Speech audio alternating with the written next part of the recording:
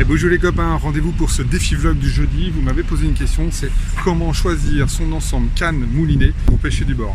Alors, je vous propose tout simplement qu'on rejoigne Action Pêche à Paimpol et qu'on regarde avec Valentin comment il nous conseille sur le choix de la canne et sur le choix du moulinet. Vous êtes prêts ?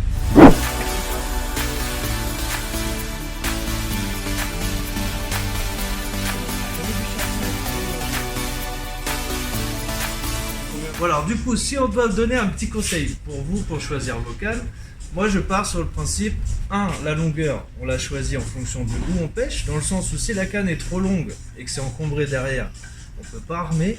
Si c'est trop court et que c'est encombré devant, on ne peut pas récupérer. Ensuite, la deuxième chose, ça va être de choisir le grammage. Donc là, ça détermine aussi le poids que vous allez lancer. Et ensuite, on a un budget qui est appliqué en fonction de vous, de votre fréquence de pêche. Là, dans le principe, on ne peut pas intervenir, c'est trop général. Donc, moi, ce que je vous propose, c'est de plus vous orienter sur les caractéristiques techniques des moulinets, qui là peut être important une fois que vous avez choisi votre canne.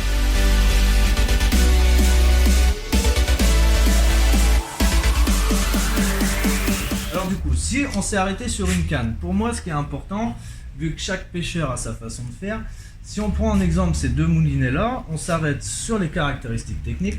On voit bien qu'on a deux tailles de moulinets différentes, mais vous à choisir sur le grammage du moulinet, ça va être un équilibrage sur votre canne. Donc si on prend un plus lourd, on a un centre de gravité orienté sur le poignet, ça va être un ensemble confort.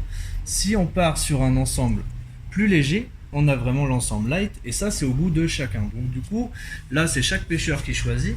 Par contre, pour moi, l'intérêt sur vos moulinets, on voit bien justement sur ces deux moulinets là, le plus gros autour de manivelle atteint un ratio de 4,6 qui nous ramène grosso modo à 88 cm par tour de manivelle, alors que le plus petit, lui, pour un tour de manivelle est presque à 1 mètre.